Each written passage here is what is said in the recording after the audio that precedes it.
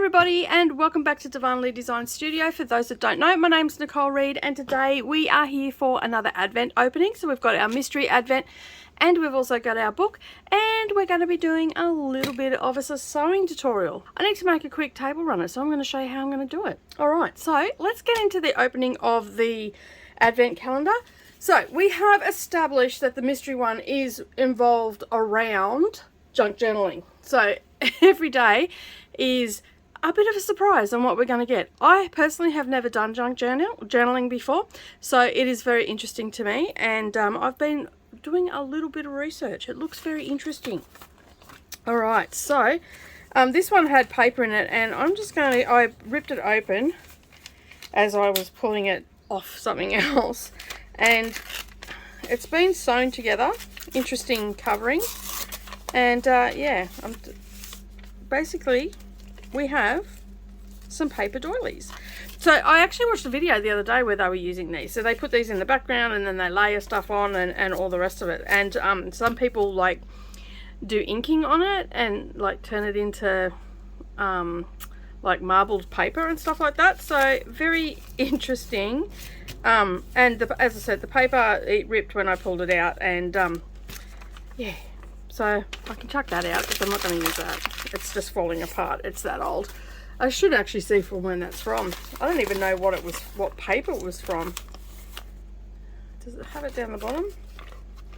So it was from, don't know. Interesting. Psychics. It has a copyright down here for Chicago, Illinois. It looks like just from an old magazine or something. I don't know. But anyway, oh, here we go. The National Enquirer. I don't even know if that's a magazine anymore, is it? Alright, so we've got them. I'll put them aside with the rest of the stuff. But we are here, and we're super excited to see what our next book is. Lovely paper. They didn't spare any expense. Like, considering that this Advent box, I don't know if I've said how much this was. This was only $150, and you got 24 books in it. So it's pretty good value for money. And considering that every book is wrapped individually, is amazing. And like, I can't imagine that paper would have been very cheap. Let me have a look before you guys do. Oh wow, that book feels awesome. All right, get rid of that. The Book of Longings. Sue Monk Kidd, multi-million copy author of Secret Life of Bees. Oh, okay. There you go. I've actually seen that book around. I've never picked it up. Anna is a rebellious young woman, a gifted writer with a curious, brilliant mind, who writes secret narratives about the neglect and the silence of women around her. Raised in a wealthy family in Galilee, she is sheltered from the brutality of Rome's occupation of Israel. Anna is expected to marry an elderly widower to further her father's ambitions, a prospect that horrifies her. A chance encounter with the 18-year-old carpenter Jesus haunts her. His ideas and his passions are intoxicating, taking Anna on a journey she could never have imagined. The Book of Longings is a glorious evocation of time and place where astounding events unfold, and of one woman's fate when she fights to make her voice heard. Alright, so a fiction book, obviously. This book feels so weird. Like, it's very textured. Like, it's got a weird feeling to it. Like, anyway. Oh, it's got a pretty good map in it. Palestine, Egypt, the time of Jesus. Okay, so it was Jesus. Could have been Jesus. You just never know. You can't not cover all your bases. So this was printed in 2020. So this was published. And a little bit of tidbit for you. My father was born right there in Alexandria. He's Egyptian. And he was born in 1950 in Alexandria. Alright, this looks like a really interesting book. Writing's not too shabby. the size of the book's pretty big, but the writing's awesome as well. There is, let me see how many pages there are, a couple of pages of acknowledgements at the back. We've got an author's note as well, and that takes us up to 418 pages. All right, so that's day 8's book. I actually have only had one book that I already had on my bookshelf, and that was the Girl with the Tattoo Dragon. What was it? I can't remember what it was now, but yeah, so I actually have a copy to give away. All right, so I'm going to set this aside and we're going to get stuck into our sewing tutorial, which is a quilt as you go. Just bear with me for a sec, get rid of all that. All right, that's gone. So the things that you're going to need today are some wonder clips. You're going to need a rotary cutter. You're going to need some scissors, some thread snips. You're going to need some pins. You're also going to need an iron and a ironing pad. You're going to need some basted spray, or you can use fusible fleece if you want to, but I'm going to use basted spray today because I've actually dived into my scraps and pulled out some scrap wadding from. Sometimes when I do quilts for people, they go they don't want the end of it, so I end up with a whole pile of stuff. I generally give it out to charity, but I haven't been able to get hold of the lady that I normally give it to, so I thought I will use some. I need a new table runner for Christmas, so I thought I'd use some today. So I've just got a bit off an end of a quilt, and that I'm sure that you all have that as well. And then I've also got some backing that I've cut into 5-inch strips by 14 inches. I've got some red and white fabric that I just pulled off the shelf, and it is a Riley Blake design. I think it's actually just one of their standard issues. Just bear with me for a sec, I'll tell you. Yeah, it's a Riley Blake design, so it's just large. It's actually one of theirs from 2014. And they obviously have these sort of in-house ones that aren't by any designers, so I've got some of that. And I've also got some green for the backing. So of these strips here, I've got 6 of each. And I'm just going to play it by ear on how many I put out. I sort of want to go a red and white, start with a white and end with a white, so we'll see how many strips that is. It works out to be, I think, around 35 inches in length across this way. All right, so you want 6 each of those, so you've got enough, and they're 5 inches wide by 14 inches. And then I've just cut a piece of fabric, a meter of fabric off the bolt, and that will give me enough in the length for the backing and also the width, because what I'm going to do is excuse me, is I'm going to do quilt as you go, but I'm going to put the backing on after. So we're just going to do quilt as you go onto the wadding, and then we will stitch in the ditch to finish off the quilt and keep the backing in place. All right, so let's get started, hey?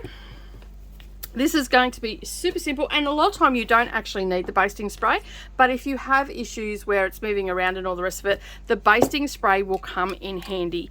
I don't always use it, but as the quilt goes on, I sometimes do, and I definitely use it when I'm putting the back on. So for the top, you don't necessarily need it. So the first thing that you want to do is just grab your strips and you plug your iron in, and we're going to give them a bit of a press. You also want to have matching thread, so I'm just going to use white thread today because that's going to be nice and easy. It's going to go well with my backing, and it's also going to go well with my stitching of these together. So all I'm going to do is just give these all a quick press.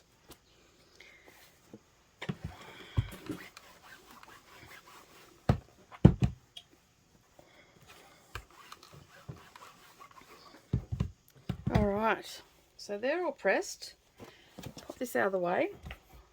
I'm just going to get my scrap piece of wadding, and then I'm just going to grab a piece of my fabric, and I'm just going to give it a light spray, just enough for it to stick into place. And then I'm just going to move this iron out of the way. Not enough room. So basically what I'm going to do is take my piece of wadding, which measures 36 inches, so it's a little bit bigger, by 16 inches wide, and then I'm just going to sort of come up towards the end, and I'm going to center that into place with the right side facing up. Make sure it's nice and straight. You can put it on an angle if you want, and you can work your way across this way. You can put any way you want to put it on there to cover the wadding with fabric. That's essentially what we're going to do right now. All right, the next piece that you want to grab is a piece of red and white.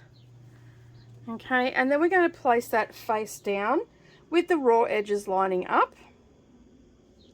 And then I'm going to grab a couple of pins, just some flat pins is all I really need. Put one at the top, one at the bottom, one in the middle. I might just put another one here just to hold it in place. And basically what we're going to do now is we're going to head over to the sewing machine and we're just going to stitch 1/4 inch seam allowance all the way down. Okay.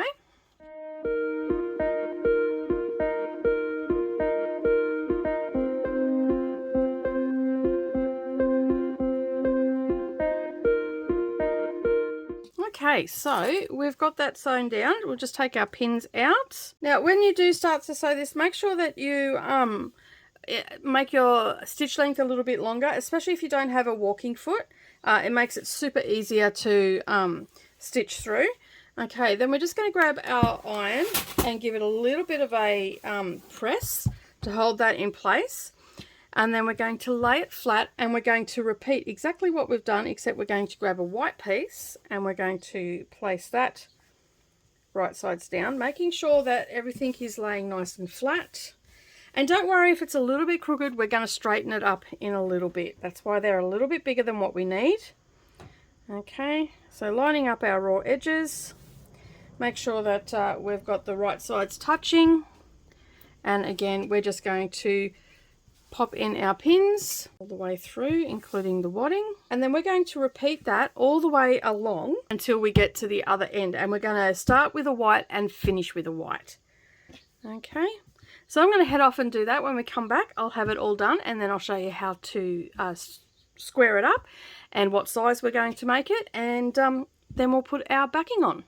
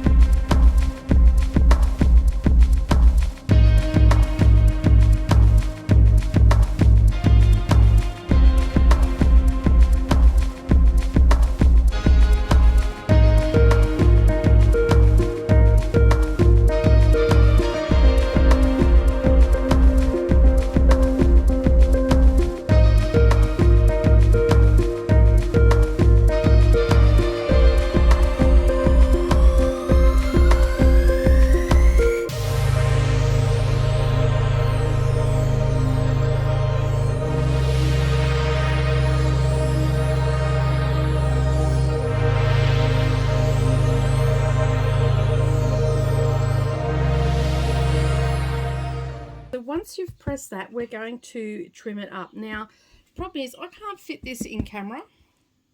So basically all I'm going to do is I'm going to grab my square ruler and I'm going to sort of center it, okay? But I'm going to make sure that my lines on my ruler are lining up with my seams or close enough to my seams. And that's going to give me a straight line. So I've eyeballed it, and all I'm going to do is I'm going to grab my friction pen. Now I made the strips a little bit wider, okay, so we had room to strip it off. Cut it off, the strips, and then that way we could center our ruler and make sure that everything is going according to plan. Okay, this is just a quick way that I do it. I just pop my ruler down. I make sure that my marks on my ruler are lining up with my seams, and I can see I've got a straight line going here, and on my 3-inch mark is going up there, and I'm just going to draw a light line with my friction pen on either side. Okay, making sure that that is right up against the ruler. Okay, and then I'm going to bring it down, line it, keeping the edge of my ruler where those lines are, and bring it off to the edge of the table runner. And as I said, I'll just line up everything with like my seams on the marks of the ruler, and then I'll just draw a line, and then I can get my longer ruler and I can just cut along that line. It just makes it super easy. You can use your mat, but I can't cut this way, so this is what I do for myself.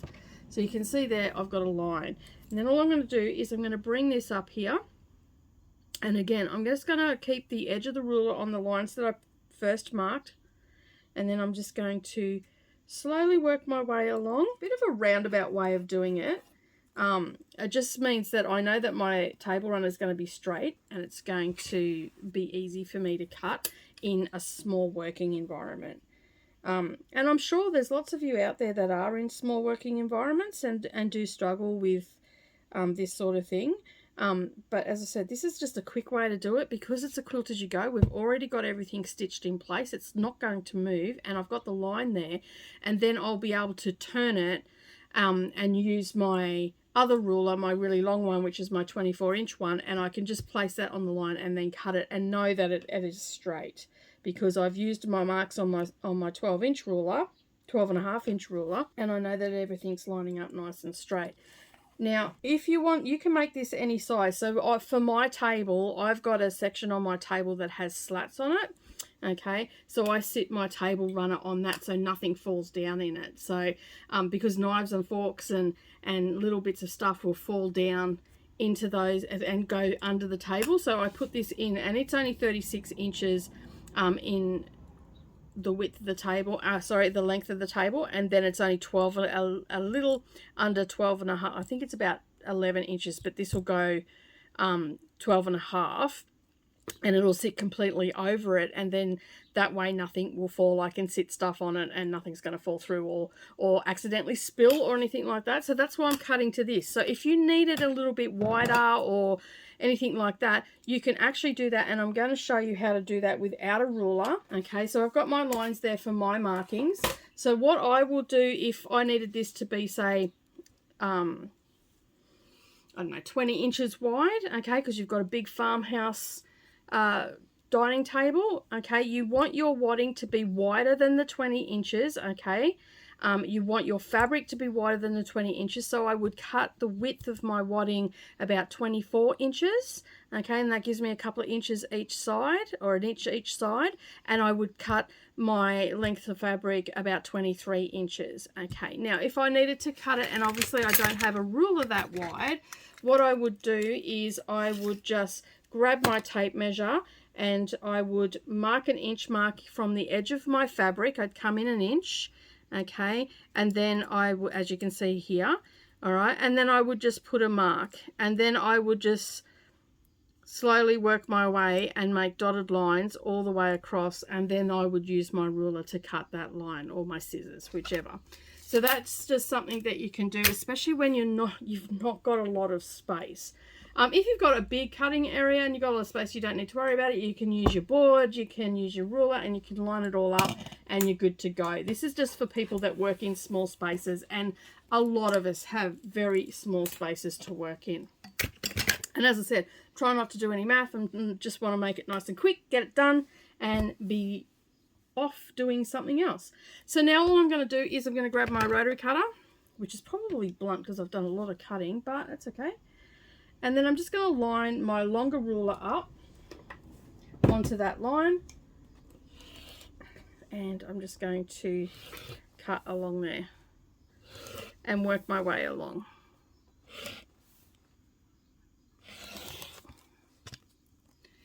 Okay, I'll get rid of that, and then I'll spin that around.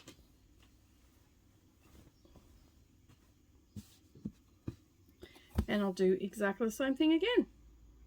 Lining it up, and you can make sure that you've drawn it right by checking the marks on your ruler that they're matching up with the seam, and I'm good to go. Alright, the next bit that we're going to do after we've got rid of that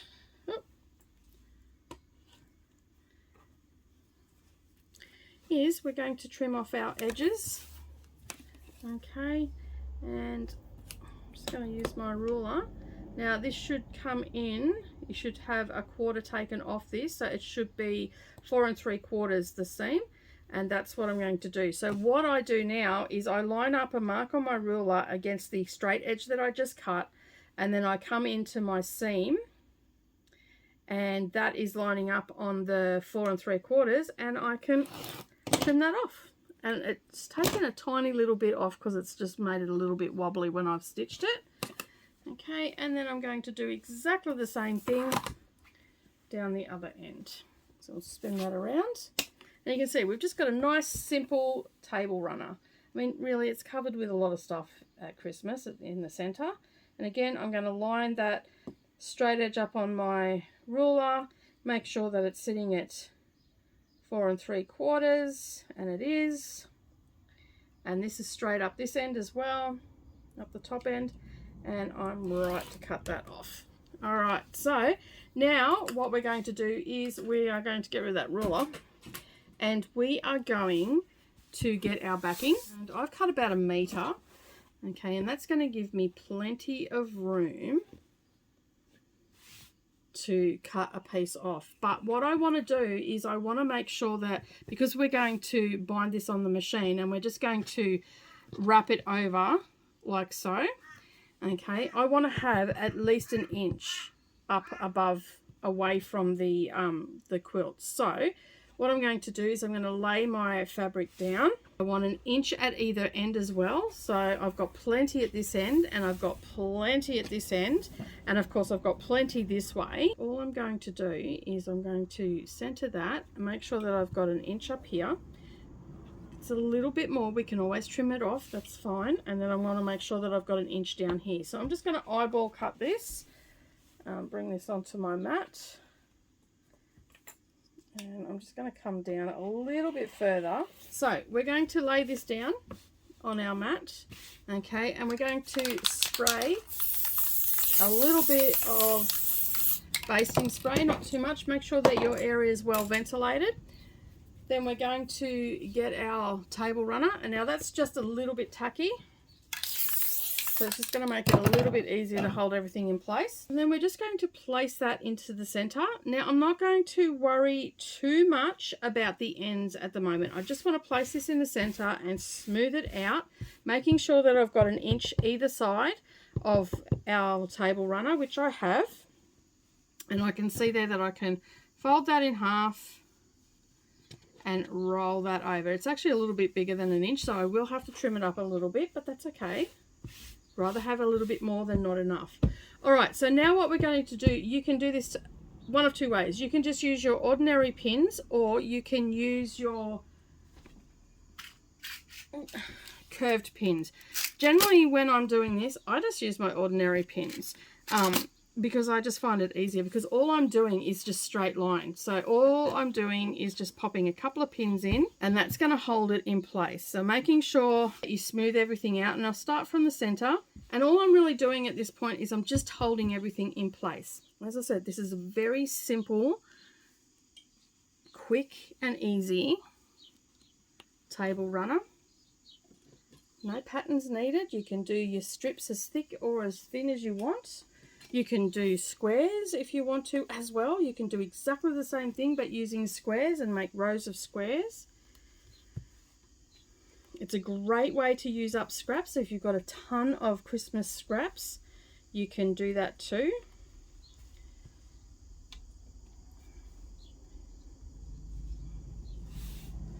Alright, so as we're pinning along, making sure that everything is smoothed out nicely. Okay, so we've got no wrinkles on the back or anything like that, and I will double check that. So by just flipping it over, you can see we're nice and smooth on the back. Okay, those pins are holding it all nicely in place. I'm going to come up to the end here, and I'm just going to get rid of some of this excess fabric here, and I'll do that by just grabbing a ruler and my rotary cutter and placing my ruler on the edge of my fabric and on my inch mark, lining that up. And then all I'm going to do is, as I said, I just need 1 inch, and I'm working in a small space. so I can trim that off. Okay, and I've got a little bit of scrap there. I can use that for next year's quilt. I'm going to do the same thing at the other end. Okay, don't know whether you'll see this, so I'll just roll that up. Now we've got an inch at either end. We want to make sure that we've got an inch along the top. So all I'm going to do is I'm just going to place my inch mark on my ruler, and then I'm going to go right with it all the way up. I'm just going to cut off that excess fabric. Now I know that my fabric on top is not going to move, and you can see there I've just left my rotary cutter in place and I've moved my ruler.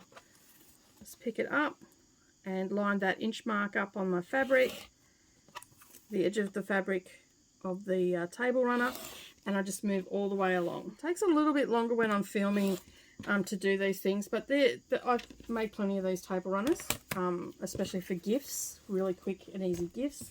You can use some really pretty fabrics, and they usually take about 20 minutes to half an hour because it's just really basic and it's handmade, and they make lovely hostess gifts too. So if you're going to someone's place for the holiday season or anything like that, you can just whip one of these up in half an hour, and nice bottle of wine and a nice handmade table runner, and you're good to go. As I said, they make excellent gifts as well. Now all we need to do is we're going to head over to the sewing machine, and we're just going to stitch in the ditch. So when I say stitch in the ditch, where there is a seam, we're going to stitch in there, okay, and then that's going to secure it in place. If you want to quilt it more heavily, you want to do diagonal lines to cross hatch it, you can do all that. I've got videos that I'll link up down below on how to do cross hatching. You do exactly the same thing. I'm keeping it super simple today, and I'm just going to in ditch because I've got to get this done because I've got a ton of stuff that I've got to do. Alright, so I'm going to head over to the sewing machine and stitch that down, and we're going to start in the center and work our way out. So really we've only got, we start here, then we've got that one, then we've got that one, and then that's it. Our quilting is done. So let's head over to the sewing machine and get it stitched together. Okay, so when I'm doing this, I like to use my open toe foot for this, or your walking foot, but my walking foot has actually broken, so it's not working real flush. So I've elongated my stitches to about a 3.5, 4. That means that it'll go through the thickness of the fabric really well without puckering. Okay, and I'm going to use my open toe foot so I can see exactly where I've got a stitch. If you don't have an open toe foot, you can use your 1/4 inch foot. Just make sure that you take it nice and slow, and you won't have any issues then. Alright, so let's elongate it. My stitches are at the right length, and we're going to start in the center. And we're just going to pop our little quilt up underneath, so you'll need to roll it. Okay, and up here I'm just going to line the center of my presser foot up with the seam. Okay, so you can see that there. Let's go in a little bit closer so you can see that. Okay, so you can see there. I'm going to put my needle in the down position.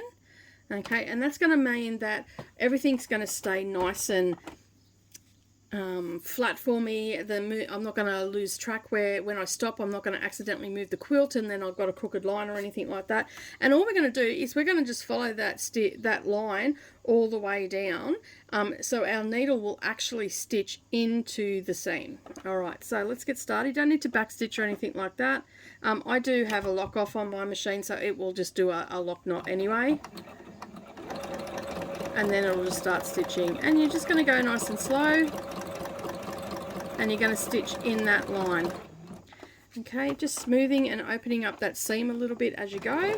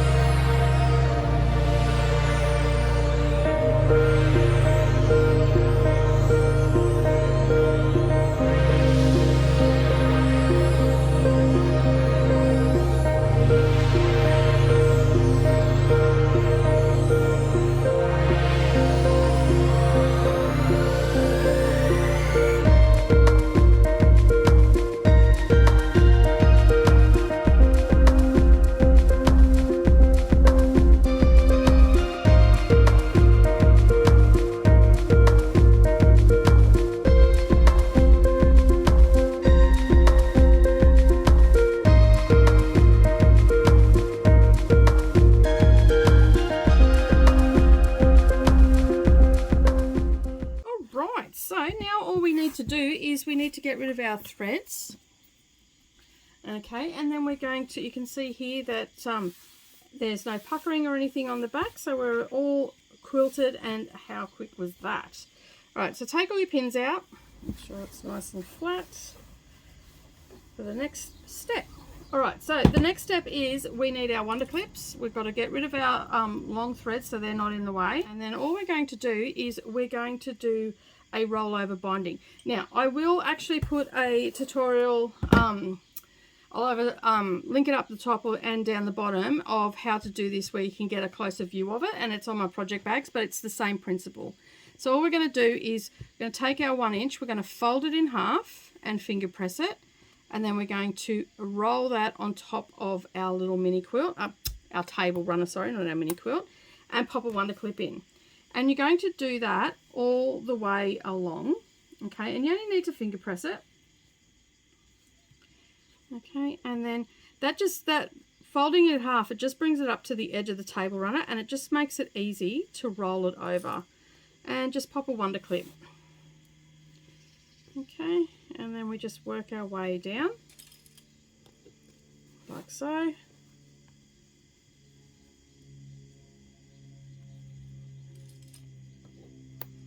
Okay, put as many wonder clips as you need. No such thing as not too many.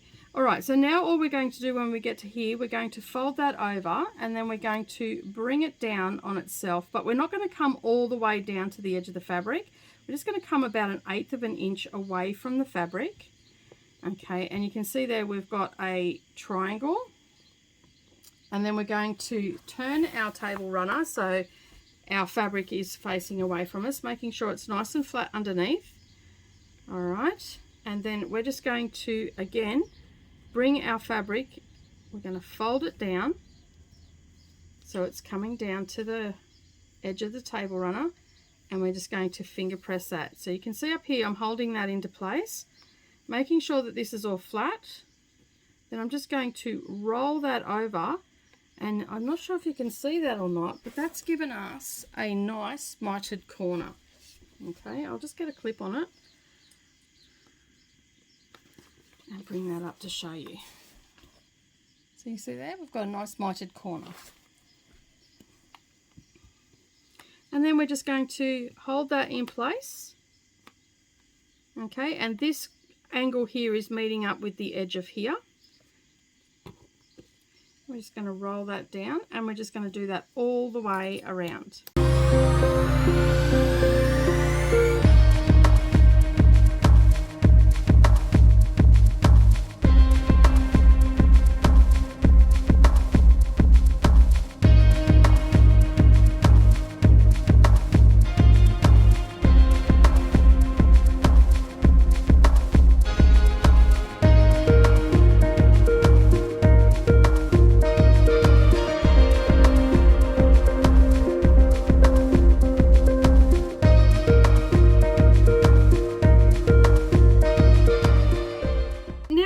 To do is we're going to head over to the sewing machine, and we are going to stitch about 1/8 of an inch away on all the way around on our binding, and then our little table runner is finished.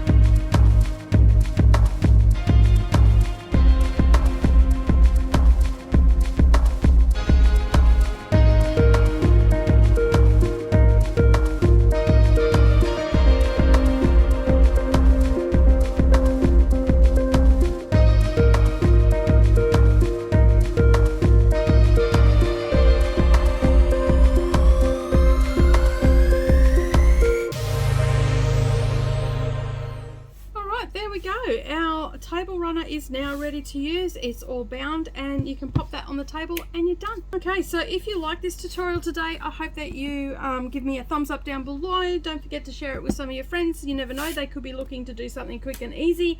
If you're new here and you have yet to subscribe, hit that subscribe button and the little bell icon beside it, and then that way you won't miss out on any future posts. And I will see you all again tomorrow for my next stitch with me.